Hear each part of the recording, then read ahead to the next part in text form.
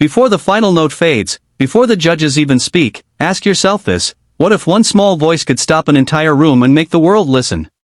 Stay with this story until the very end, because what happens on that stage changes lives. And if you believe in stories that give hope, don't forget to like this video and subscribe to the channel, because stories like this deserve to be heard. The theater lights dimmed, and the massive AGT stage suddenly felt too big for the boy standing at its center. He was just 12 years old, a Filipino kid with slightly worn shoes, neatly combed black hair, and hands that trembled as he held the microphone. His name was Miguel. He had traveled thousands of miles from a small coastal town in the Philippines, a place where mornings smelled of salt water and evenings echoed with neighbors' radios playing old songs. Miguel wasn't famous. He wasn't rich. He was the son of a fisherman and a market vendor, and his biggest stage before this had been a small school auditorium with broken fans and plastic chairs. As the camera zoomed in, the judges exchanged polite smiles. Simon Cowell leaned back in his chair, arms crossed, a familiar look of cautious skepticism on his face. He had seen thousands of singers, thousands of dreamers. The audience murmured softly, unsure of what to expect. Miguel took a deep breath, and for a brief moment, the noise of the world disappeared. All he could think of was his mother's voice telling him, "Sing from your heart, Anik. No matter what happens, be proud." Simon asked him why he came to the competition. Miguel swallowed and answered honestly. He said he wanted to sing for his country, for his parents, and for kids like him who were told their dreams were too big. There was no dramatic speech, no rehearsed lines. Just truth. Simon nodded, still unreadable. "Whenever you're ready," he said. Miguel closed his eyes. The first note of Lupang Hinirang, the Philippine national anthem, floated into the air, soft and trembling like a prayer. At first, some people in the audience looked confused. Others leaned forward. This wasn't a flashy pop song. This wasn't meant to impress with tricks. This was something deeper. Miguel's voice grew steadier with each line, carrying the weight of history, sacrifice, and love for a homeland many in the room had never seen. As he sang, images flashed through his mind. His father coming home exhausted from the sea, hands cracked and sunburned. His mother counting coins at night, making sure there was enough for school supplies. Power outages where Miguel would sing by candlelight, pretending the shadows were an audience. The anthem wasn't just lyrics to him. It was his life. The room grew silent. Completely silent. You could hear breathing. You could hear hearts pounding. The audience stopped shifting in their seats. The judges stopped writing notes. Even Simon Cowell leaned forward, his arms slowly uncrossing without him realizing it. Miguel reached the anthem's most powerful lines, and his voice soared, clear and strong, filled with emotion far beyond his years. It wasn't perfect in a technical sense, but it was real. And real has a way of breaking through walls no perfection ever could. As the final note rang out, Miguel opened his eyes. For half a second, there was nothing. Then the entire theater erupted. The audience stood in a thunderous ovation, many wiping tears from their faces. Some Filipino audience members held their hands over their hearts. Others didn't even know why they were crying, only that something inside them had been touched. Miguel stood frozen, shocked, his chest rising and falling rapidly. He wasn't sure if he had done well. He wasn't sure if he had embarrassed himself. He just knew he had given everything he had. The judges began to speak one by one, praising his courage, his heart, his authenticity. Then the camera cut to Simon. He was quiet longer than usual. The crowd waited. Simon looked at Miguel, then down at the table, then back up again. His voice, when he finally spoke, was softer than anyone expected. He said he had heard many national anthems in his life, but rarely one that felt so personal. He admitted that Miguel's performance reminded him that music isn't about winning or losing, but about connection. And then something extraordinary happened. Simon Cowell, known for his tough critiques and sharp words, paused. His eyes glistened. He blinked, trying to hide it, but it was too late. The audience saw it. Simon was emotional. Miguel's hands flew to his mouth. Tears streamed down his face. In that moment, the distance between a global music mogul and a small-town Filipino boy disappeared. There were no judges. No contestants. Just two human beings sharing a moment of truth. When the votes came in, it was unanimous. Miguel was going through. But the real victory had already happened. Back home in the Philippines, neighbors crowded around tiny televisions and mobile phones. Schools paused classes. Fishermen stopped mending nets. When Miguel's face appeared on screen, singing Lupang Hinirang on one of the world's biggest stages, an entire nation felt seen. His parents cried openly, holding each other, unable to believe that their son's voice had traveled so far. In the days that followed, Miguel received messages from people he had never met. Some said his performance reminded them of home. Others said it gave them courage to keep going. Kids wrote that they wanted to sing too, to dream too. Miguel realized that his voice was no longer just his own. The competition continued, and challenges came. Tougher rounds. Stronger contestants. Pressure he had never felt before. There were nights Miguel doubted himself, wondering if he truly belonged there. But every time fear crept in, he remembered that first performance. He remembered why he started. Whether Miguel won the grand prize or not became less important. What mattered was that he had proven something powerful, that even the smallest voice, when filled with love and purpose, can echo across the world. By the end of the season, Miguel stood taller.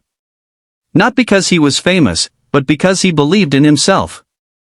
And somewhere out there, another kid from another small town watched him and thought, if he can do it, maybe I can too. That is the power of music. That is the power of courage. And that is why stories like this matter. What you're about to hear is not just a performance, it's a moment that made a man known for saying no, struggle to hold back tears. Stay until the very end, because this story proves that sometimes the smallest voice can carry the weight of an entire nation.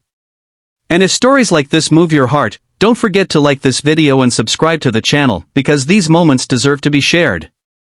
The stage lights of America's Got Talent burned bright, almost blinding, as a young Filipino boy walked slowly to the center. He looked tiny compared to the massive screen behind him. His name was Daniel, just 11 years old, with nervous eyes and hands clasped together as if holding on to courage itself. He wore a simple white shirt, carefully ironed by his mother back home, and black pants that were slightly too long.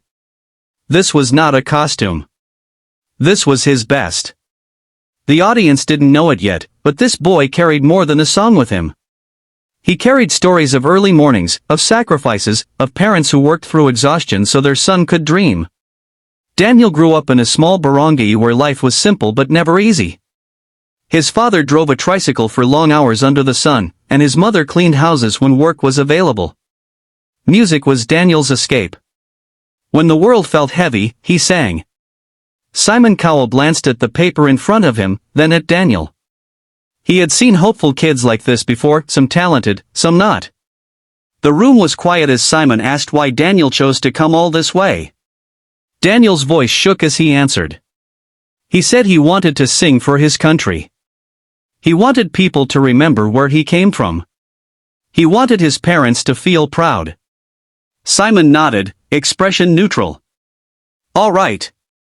Whenever you're ready. Daniel closed his eyes. The first note of Lupang Hinirang rose gently into the air. It wasn't loud. It wasn't dramatic. It was pure.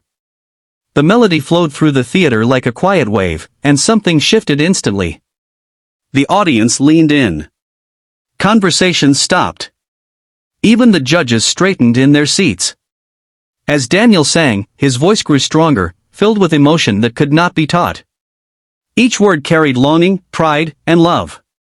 He wasn't just singing an anthem, he was telling a story of struggle, hope, and belonging. For Daniel, those lyrics meant home. They meant his parents waiting for him every night. They meant a country that taught him to stand tall even when life tried to push him down. The camera cut to Simon Cowell. His usual guarded posture softened. His eyes stayed fixed on the boy. There was no judgment there now. Only listening. Daniel reached the final verse, his voice trembling slightly, not from fear, but from feeling. Tears welled Before you hear the final note of this song, before the judges rise from their seats, understand this: what happened on that stage was never supposed to happen. A single child, a single song, and a man known for crushing dreams was left fighting his own emotions. Stay until the end, because this story proves that courage doesn't come from age or fame. And if stories like this inspire you, please like the video and subscribe to the channel. Your support helps these moments reach the world.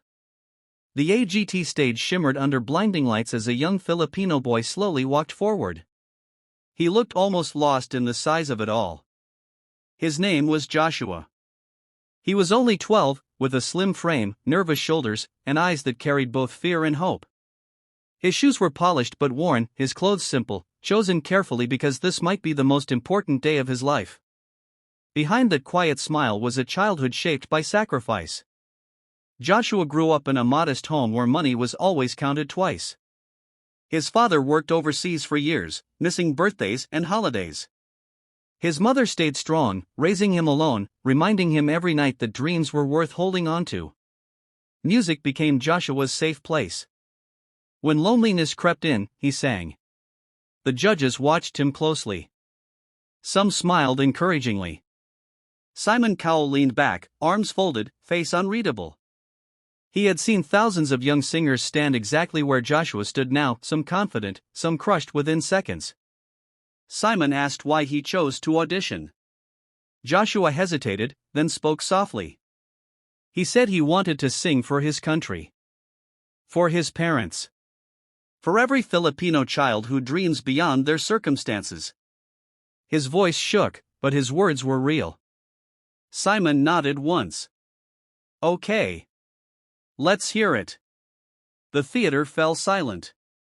Joshua closed his eyes and began singing Lupang Hinirang. The first note was gentle, almost fragile, but it carried something powerful. It wasn't about volume. It wasn't about technique.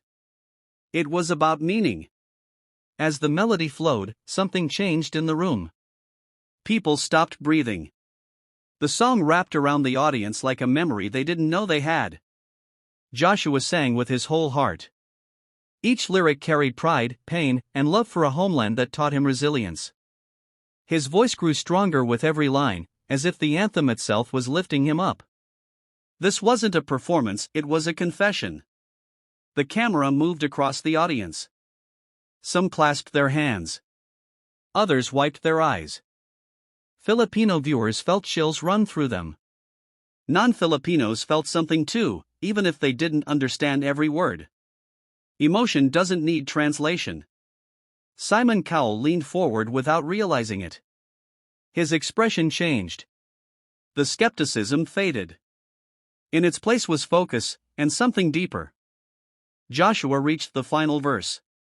His voice trembled, not from fear, but from emotion he could no longer hold back. Tears slipped down his cheeks as he sang the last line, pouring every ounce of love he had into that final note. When the song ended, the silence lasted a heartbeat longer than expected. Then the theater exploded.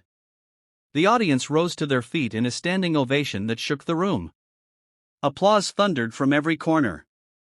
Joshua stood frozen, overwhelmed, tears streaming down his face. He hadn't imagined this. He only hoped he wouldn't fail. The judges praised him, but all eyes turned to Simon. Simon paused. Longer than usual. He looked at Joshua, then down at the table, then back up again. When he spoke, his voice was quiet, honest, and completely different from the man viewers were used to. He said that performance reminded him why music exists. Why stories matter. He admitted that Joshua didn't just sing an anthem, he shared a piece of his soul. Simon stopped speaking for a moment. His eyes filled with emotion. The crowd gasped. This was Simon Cowell, emotional, vulnerable, silent. Joshua covered his mouth, sobbing openly now. In that moment, fame, power, and judgment disappeared. There was only human connection. Joshua advanced unanimously. Back in the Philippines, entire neighborhoods watched together. Parents hugged their children. Strangers cried side by side. A young boy had stood on one of the biggest stages in the world and made them feel proud. The competition moved forward, and the pressure grew heavier. Joshua faced stronger singers, higher expectations, and moments of deep self-doubt. There were nights he missed home so much it hurt. Nights when he wondered if he truly belonged. But every time fear returned, he remembered that first performance. He remembered why he sang. Winning the show became secondary. Joshua had already achieved something greater. He proved that dreams born in small places can reach the world. That emotion is stronger than perfection. That even a child's voice can soften the hardest hearts. And somewhere out there, another child watched and believed a little more in themselves.